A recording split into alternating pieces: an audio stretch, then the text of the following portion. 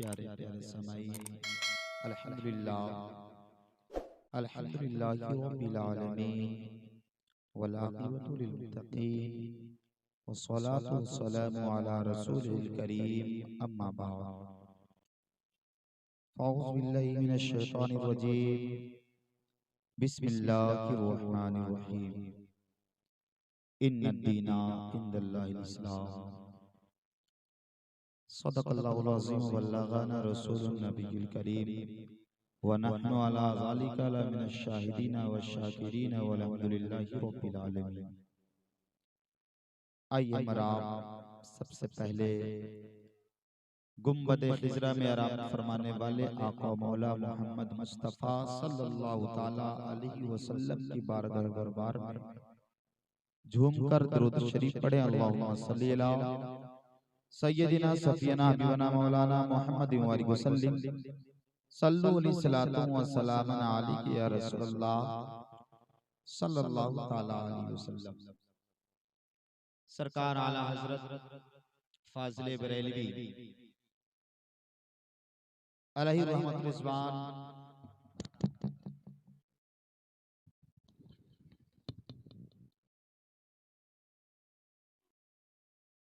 फरमाते हैं, ऐ इश्क तेरे सदके जलने से छूटे सस्ते, ऐ इश्क तेरे सदके जलने से छूटे सस्ते, जो आग बुझा देगी वो आग लगाई है, जो आग बुझा देगी वो आग लगाई है। और फरमाते हैं, मुजरिम को न शर्माओ अहबाब कफन ढक दो, मुजरिम को न शर्माओ अहबाब कफन ढक दो, मुंह देख के क्या होगा पर्दे में भलाई है, पर्दे में भलाई है। और मेरे पीरो मुर्शिद मुर्शिद बरहक हुजूर ताजुश शरिया सरकार फरमाते हैं, जिंदगी ये नहीं है किसी के लिए, जिंदगी ये नहीं है किसी के लिए, जिंदगी है नबी के लिए। ना समझ मरते हैं जिंदगी के लिए, जीना मरना है सब कुछ नबी के लिए, जीना मरना है सब कुछ नबी के लिए। मोहतरम हज़रात, ये रात बड़ी प्यारी रात है, अल्लाह का बेपना फजल है, करम है, उस रब्बे कदीर का एहसान है कि अल्लाह ने हमें और आपको ये प्यारी रात से नवाजा। और इस रात में हम यूं ही वक्त को जाय कर दें तो फिर वो बेकार है हमारे लिए।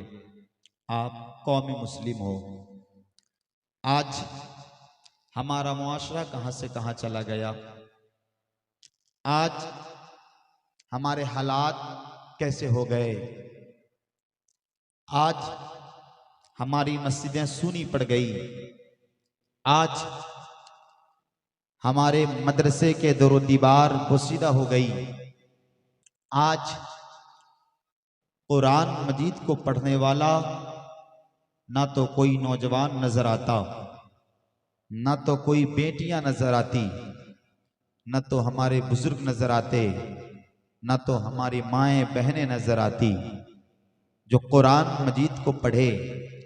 आज हर इलाके में मस्जिदें मौजूद है और हर मस्जिदों में 10-20 नहीं 40-50 बेटियां कुरान मजीद की मौजूद है, पढ़ने वाला कोई नहीं। अल्लाह हमें हिदायत दे। आप कौम मुस्लिम हो, अव्वल बात तो ये कि आप पहले ये जानो कि आप हो कौन, आपका ताल्लुक किन से है। जलसे बेशुमार होते हैं, जलसों की कमी नहीं, तकरीरें बेशुमार होती है, नातखानियां बेशुमार होती हैं, किसी भी चीज की कोई कमी नहीं है। लेकिन जलसे से हमें मिलता है क्या, जलसे से हमें आज जो सीखना चाहिए आज हम वो सीख नहीं रहे। हमारा जलसा जैसा होना चाहिए आज वो जलसा नहीं हो रहा है। आज जलसा को हमने बतौर फैशन बना लिया है कि सिर्फ जलसा होना चाहिए, नाम होने चाहिए। फला गांव में फला शख्स ने, फला कमेटी ने एक महफिल कराई, बड़े बड़े उलमा को, शोरा को बुलाया उन्होंने। आज सिर्फ हमने जलसा गाहों को एक नुमाइश का अड्डा बनाकर छोड़ दिया। अगर मैं ऐसा कहूं तो इस पे कोई तमद्दुद नहीं है, उलमा के मौजूदगी में कह रहा हूं और ये बात हकीकत पे मबनी है, सच्ची बात कह रहा हूं। न तो आज हमारे दरमियान स्टेजों पर अब वो उलमा रहे, न तो वो शोरा रहे, न तो वो अदब के फनकार लोग रहे। आका करीम सल्लल्लाहु ताला अलैहि वसल्लम फरमाते हैं कि सबसे बुरा वो है, यानी हुजूर फरमाते मेरी उम्मत में सबसे बुरा वो है जिसके अमाल बुरे हो, उलमा हो और वो बुरे हो, वो सबसे बुरे हैं। फिर फरमाते हैं सबसे अच्छे वो हैं जो अमल जिनके अच्छे हो और अच्छे उलमा सबसे अच्छे हैं। आज किन की बात की जाए? मैं अपनी जमात की बात करूं या आपकी बात करूं या मां बहनों की बात करूं? अल्लाह सभी को हिदायत दे। इस्लाम है क्या? इस्लाम हमें पैगाम क्या देता है? कुरान हमें दर्स क्या देता है? आज हम कुरान का नाम सुनते हैं तो बड़ा सोच में पड़ते, यार कुरान हमारे घर में मौजूद है। इस्लाम की बात चले तो हम फख्र के साथ ये कहते हैं यार हम इस्लाम को बहुत जानते हैं, हम तो इस्लामी लबो लहजे में पले हैं, हम इस्लामी कल्चर में पैदा हुए हैं। इस्लाम का वकार क्या है हमें न समझाओ। आज का नौजवान ऐसी बातें कर रहा है कि नहीं कर रहा है? हालात तो ये है, इस्लाम तो दूर, बहुत दूर की बात है। इस्लाम के सीन से भी वाकिफ आप नहीं हो मेरे प्यारे। ये उलमाए कराम हैं जिनकी उम्र 15-15 साल मदरसे में गुजर गई। आज तक हम जैसे मौलवी इस्लाम की हक्कानियत को नहीं समझ सके, इस्लाम का वकार क्या है। लेकिन आज मेरा नौजवान ये कहता है हमने इस्लाम को बहुत समझा है, और हालात ये है कि आपको सही से गुस्ल करना नहीं आता, हालात ऐसे हैं कि आपको वुज़ू करना नहीं आता, हालात ऐसे आपके हैं कि आपको नमाज पढ़ने तक का तरीका मालूम नहीं है, हालात ऐसे है कि आप अपने बाप को बाप बोलने पर शर्मा रहे हो, हालात ऐसे आपके हो चुके हैं किताबें आपके घर में मौजूद है लेकिन किताब खोलने की आप कोशिश नहीं कर रहे हो, हालात आपके ऐसे हो गए हैं आपकी बेटियां आपके सामने हैं लेकिन चेहरे पर पर्दा नहीं है, हालात ऐसे हो गए हैं कि आप घर से बाहर हो आपके घरों पे पर्दा नहीं है, हालात तो ऐसे हो गए हैं कि आपको ना तो मस्जिदों से मतलब है, ना तो कुरान से मतलब है, ना तो दीन से मतलब है, ना तो शरीयत से मतलब है। सिर्फ आप ये कहते हो मियाँ हम मुसलमान हैं, मियाँ हम कलमा पढ़ने वाले हैं, हम तो इस्लाम के मानने वाले हैं, हम जलसो जुलूस में जाने वाले हैं। तो याद रखना मेरे प्यारे, जलसा करने वालों, ऐसे जलसे आपके चेहरे पर कयामत के दिन मार दिए जाएंगे जिस जलसे से आप नमाजी ना बनो, जिस जलसे से आप कुरान पढ़ने वाले ना बनो, जिस जलसे से आपको दीन की बात सीखने को ना मिले और दीन पर अमल पैरा ना हो, जिस जलसे से आपको हिदायत ना मिले, जिस जलसे से आपको कुरान की तालीम ना मिले, जिस जलसे से आपको इज्जत और आबरू की हिफाजत ना मिले, जिस जलसे से आपके ईमान महफूज ना हो, वो जलसा जलसा नहीं है मेरे प्यारे। उससे बेहतर तो ये होता आप अपने घरों में सोते, उससे बेहतर तो ये होता अपने कारोबार में होते। लेकिन नबी की महफिल में आना इस बात की दलील है कि हम हुजूर की महफिल में जा रहे हैं, वहां से दीन सीख कर आएंगे। ये अंजुमन, ये महफिलें ऐसी वैसी नहीं है मेरे प्यारे, असहाबे सुफ़ा का चबूतरा है मेरे प्यारे। आका करीम सल्लल्लाहु ताला अलैहि वसल्लम जब दीन का पैगाम दिया करते थे सहाबा को, सहाबा बगौर समात करते थे और जाने के बाद अपने घरों में अपने बीवियों को, अपने माओं को, अपने बेटियों को, अपने बच्चों को बताते कि हुजूर की सीरत क्या है, हुजूर का अखलाक क्या है, हुजूर की किरदार क्या है, शरीयत क्या है, इस्लाम क्या है, नमाज कैसे पढ़े जाएं, कुरान की तालीम कैसी दी जाए। सहाबा सुनते, अपने घरों में जाकर ये पैगाम देते, अपने बच्चों को बताते। लेकिन पंडित पोता के लोगों, मैं आपसे पूछना चाहता हूं, जलसे बेशुमार होते हैं, आप जलसों में जाते हो, आने के बाद अपने बच्चों को ये कहते हो कि हमने जलसे में आका करीम सल्लल्लाहु ताला अलैहि वसल्लम की सीरत सुनी, हुजूर की जिंदगी ऐसी थी। अफसोस अपने बच्चों को हम बताते नहीं। आप ये कहते नहीं हम जलसे में तो गए थे, उलमाए किराम दिन की बातें कर रहे थे, बड़ी प्यारे हदीसें बयान की जा रही थी, हमने उसे सुना है। ऐ बच्चे, तू भी उस हदीस को सुन, उस पर तू भी अमल कर। अफसोस हम ऐसा नहीं करते। अल्लाह आपको हिदायत दे, आप भी दीन पर अमल करो, अपने बच्चों को बेदीन पर अमल पैरा करो। आज हालात ऐसे हो गए मेरे प्यारे कि दीन से आप इतना दूर हो चुके हो, फिर ये कहते हो कि दुनिया हमें मिटाने पर लगी हुई है, फिर आप ये कहते हो फला शख्स हमको काटने पर आमादा है।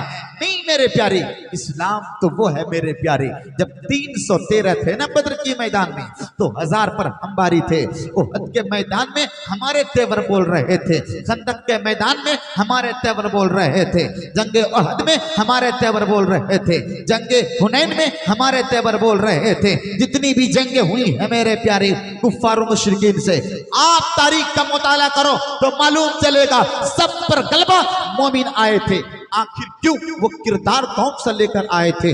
मुट्ठी भर थे लेकिन सब पर गालिब थे। तो उलमाए किराम ये बताएंगे वो सब के सब हुजूर पर जान कुर्बान करने वाले थे, वो सब के सब कुरान पढ़ने वाले थे, वो सब के सब सच बोलने वाले थे, वो सब के सच दीन पर अमल पैरा करने वाले थे।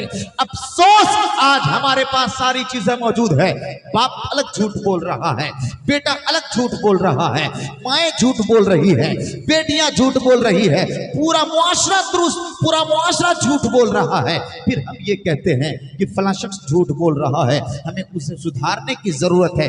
ना ना मेरे प्यारे, अगर आप ये सोचोगे हमारा पूरा मोहल्ला सुधर जाए, इम्पॉसिबल है, सुधारना बड़ा मुश्किल है। लेकिन अहद कर ले कौम मुस्लिम, हमें अपने घर को संवारना है, अपने घर को दुरुस्त करना है, अपने बेटियों को दुरुस्त करना है, अपने बेटों को संवारना है, अपने बीवियों को संवारना है, अपनी माओ को दीन के करीब लाना है। हर बाप, हर भाई, हर माँ, हर शौहर इस जाबिये के साथ जाए जलसे से कि हम जा रहे हैं अपने घरों में अपने बच्चों को नमाजी बनाएंगे, उन्हें कुरान की तालीम देंगे, उन्हें आका करीम सल्लल्लाहु ताला अलैहि वसल्लम की बातें बताएंगे।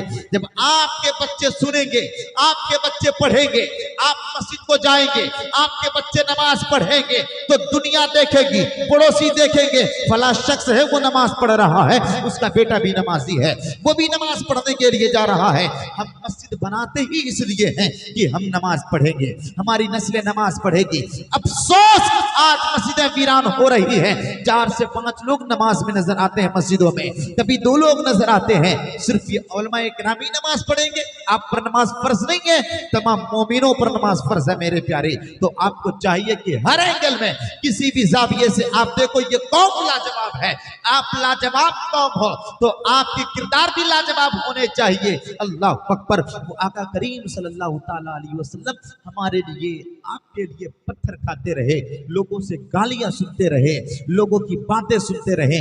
आका करीम सल्लल्लाहु ताला अलैहि वसल्लम भूखे रहे, प्यासे रहे, प्यासों के आलम में आका करीम सल्लल्लाहु ताला अलैहि वसल्लम रात रात गुजारा करते, दिन दिन गुजारा करते, रोया करते। किनके लिए? हम जैसे गुनहगार उम्मतियों के लिए, पापियों के लिए। जरा सोचो, ताइफ के मैदान में जब आका करीम सल्लल्लाहु ताला अलैहि वसल्लम ताइफ के लोगों को दीन की बात कही थी ना, तो ताइफ के लोगों ने आका करीम सल्लल्लाहु ताला अलैहि वसल्लम के जिस्म अतहर पर न जाने इतने पत्थर बरसाए, इतने पत्थर बरसाए कि हुजूर सल्लल्लाहु ताला अलैहि वसल्लम के जिस्म अक़दस से खून निकलने लगे। आका करीम सल्लल्लाहु ताला अलैहि वसल्लम को गालियां दी जा रही थी, हुजूर को अपनी गलियों से निकाला जा रहा था।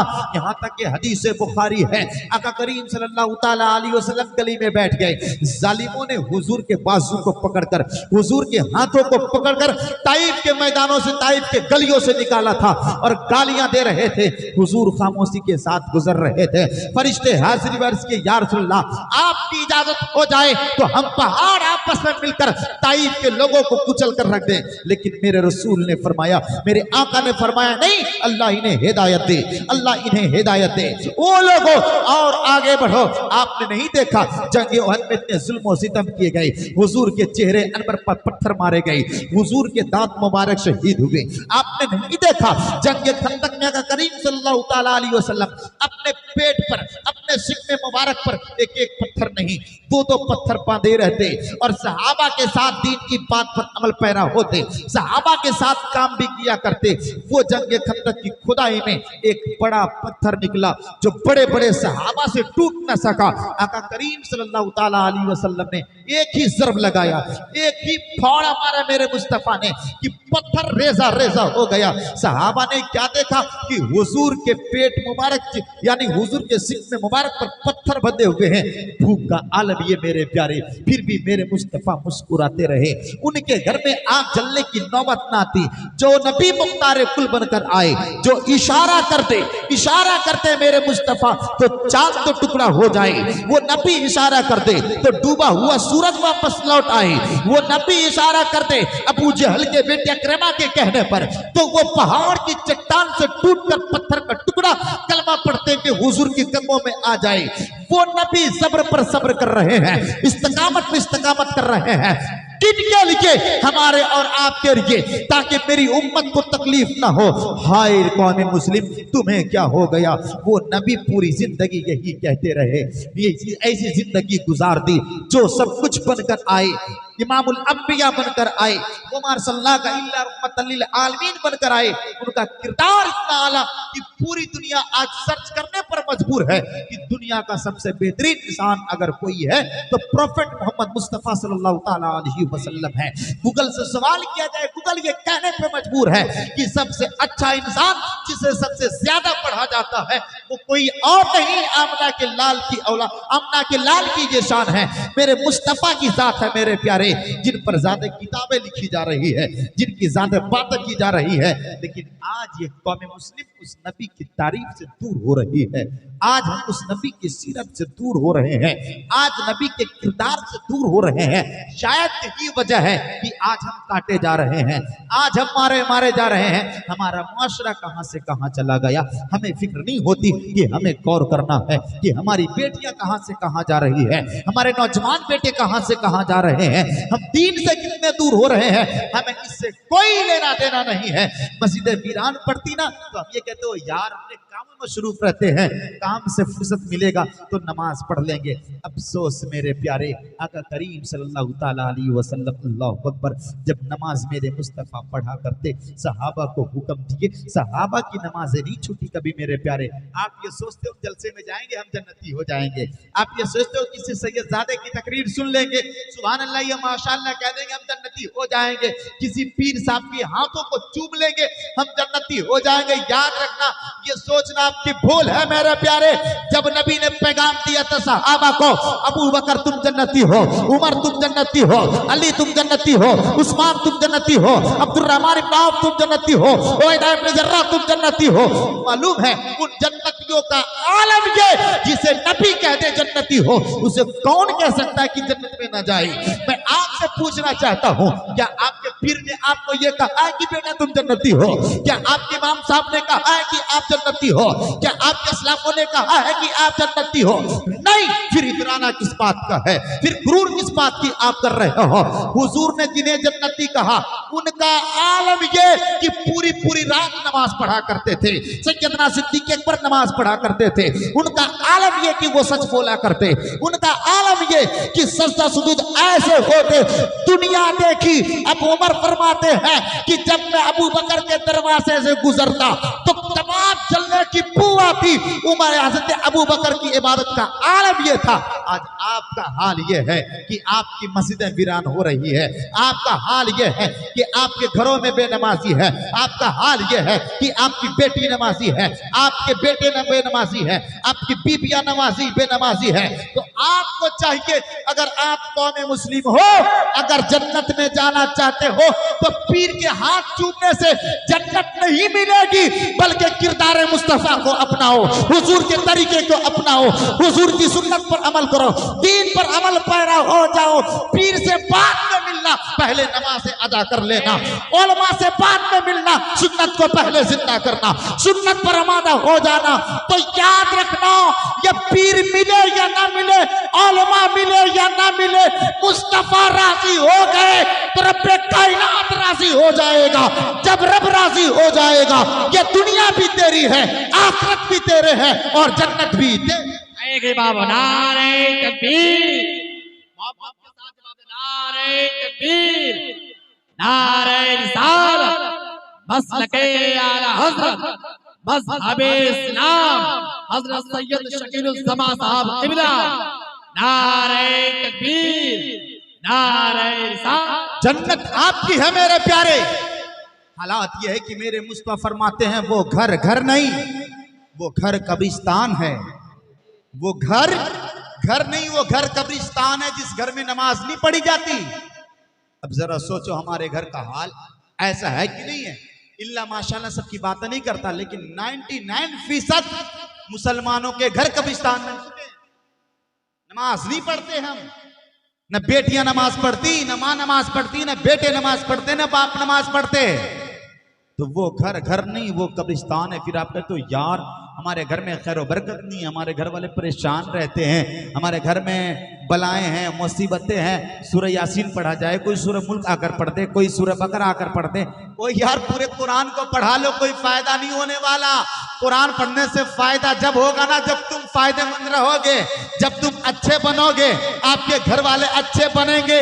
पढ़ाने के किसी मौलवी की जरूरत नहीं है। 5 वक्त की नमाज पढ़, हुजूर से मोहब्बत कर, सहाबा के रास्ते पर चलो, बुजुर्गों के रास्ते पर चलो और दीन पर सख्ती के साथ कायम रहो।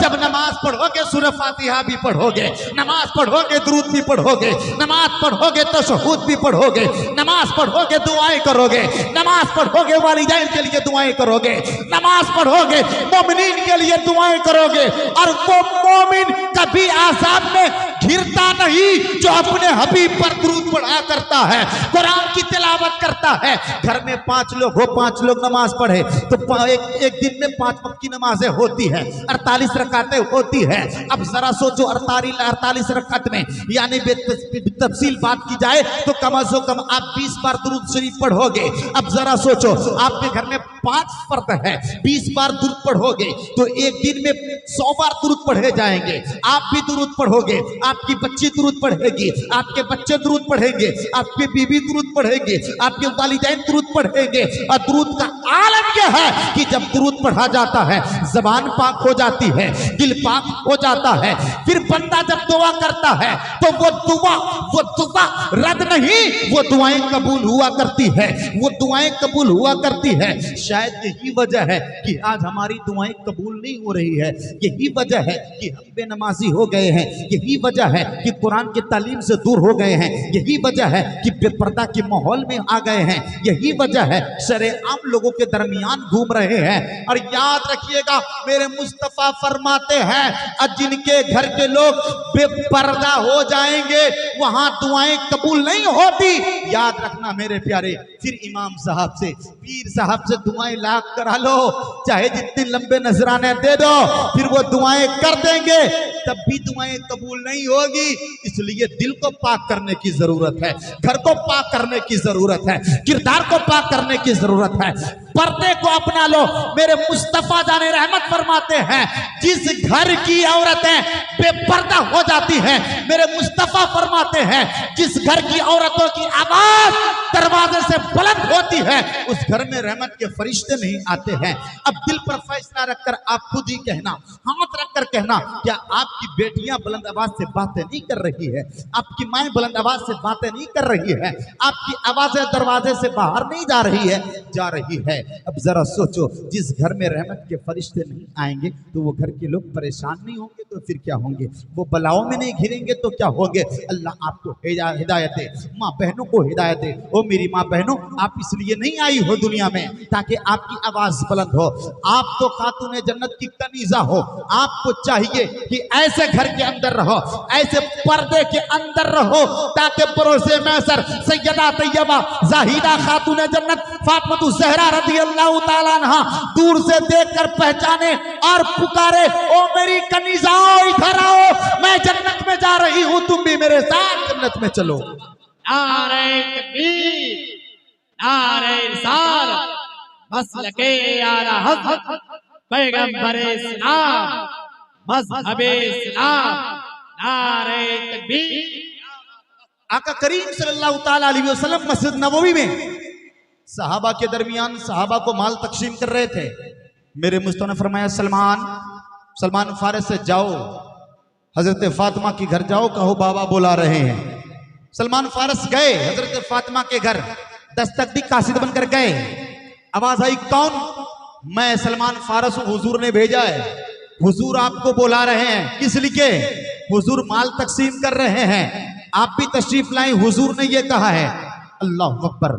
वो रसूल पाक की बेटी, जिनके चेहरे को किसी ने नहीं देखा, जिनके कदमों को किसी ने नहीं देखा, वो रसूल पाक की बेटी सैयदा तैयबा जाहिदा खातून जन्नत रज़ियल्लाहु ताला अन्हा चादर तत्हीर में मलबूस होती हैं, अपने बाबा के पास आती हैं। जैसे रसूल पाक देखते हैं कि फातिमा आ रही हैं, हुजूर बेटी की ताज़ीम के लिए खड़े हो रहे हैं।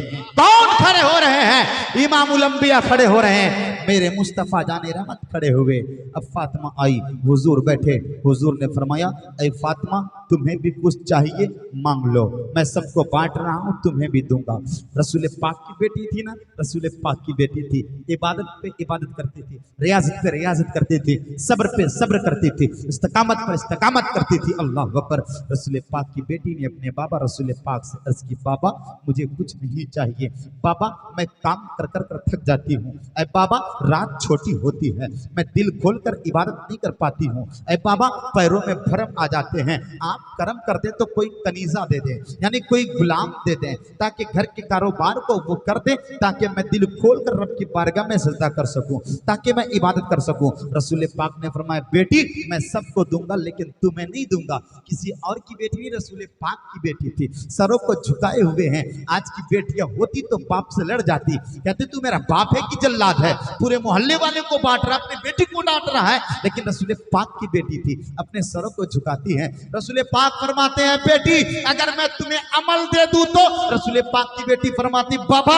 ये तो और अच्छा है, सोने पर सुहागा है। मेरे मुस्तफा फरमाते हैं, ऐ बेटी जब घर के सारे काजो काम से फुर्सत हो जाना, ऐ बेटी जब बिस्तर पर जाना, ऐ बेटी इबादत कर लेना, जब पैरों में भरम आ जाए, जब हाथों में थकावट आ जाए, ऐ बेटी जब थकावट महसूस करना, सोने वक्त बिस्तर पर जाना, तो बेटी अमल ले लो। 33 बार सुभान अल्लाह पढ़ लेना, 33 बार अल्हम्दुलिल्लाह पढ़ लेना, 34 बार अल्लाहु अकबर पढ़कर बेटी सो जाना, सारी थकावटें दूर जाएगी। अब हजरत फातिमा पर कुर्बान जाओ मेरी माँ बहनों। हजरत फातिमा अर्ज करती है अपने बाबा से, या रसूलल्लाह ये अमल सिर्फ फातिमा के लिए है, ये अमल फातिमा के लिए है या आपकी उम्मत की बेटियों के लिए भी है? आका करीम सल्लल्लाहु अलैहि वसल्लम फरमाते हैं, ऐ फातिमा ये अमल तेरे लिए है, लेकिन आप इन्हें जो जो पढ़ेगा, ऐ फातिमा तेरे सच्चे से उसे भी फायदा पहुंचेगा। ये हजरत फातिमा की शान।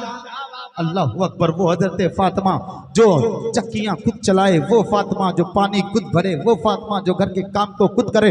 और उनका हालत ये कि बेपर्दा कभी नहीं हुई, फरिश्तों ने नहीं देखा, लोगों ने नहीं देखा, दरवाजे पर निकलते किसी ने नहीं देखा। ये रसूल पाक की बेटी थी। अब जरा सोचो, रसूल पाक की बेटी, जिनके बाबा इमामुल अंबिया तमाम नबियों के नबी, जिनकी मां नबियों की बीवी, जिनके बेटे जन्नती नौजवानों के सरदार, जिनके शोहर वलियों के सरदार, उनके पाकीज़गी का आलम ये, उनके पर्दे का आलम यह कि किसी ने नहीं देखा। तो मेरी बहनों में आपसे पूछना चाहता हूं, मेरे नौजवानों में आपसे पूछना चाहता हूं, क्या आपके बाबा दादा में से कोई नबी गुजरा है? क्या आपके दादा परदादा वली गुजरे हैं? नहीं ना। जब आपके बेटे जन्नती नौजवानों के सरदार नहीं, जब आपके बाबा वलियों के सरदार नहीं, जब आपके अब्बा नबी नहीं, इमामुल अंबिया नहीं, कोई नहीं, तो फिर किस पर इतराते हो? फिर बेनमाजी हो रहे हो, फिर शरीयत से दूर हो रहे हो, फिर कुरान से दूर हो रहे हो, पर्दे से दूर हो रहे हो, दीन की बातों से दूर हो रहे हो। याद रखना, इस्लाम वो है मेरे प्यारे जो सच्चाई के साथ कुरान से वाबस्ता रहे और हुजूर के सीरत से वाबस्ता रहे, वही मानो, वही सच्चा मोमिन है, मुसलमान है, उसी के किरदार।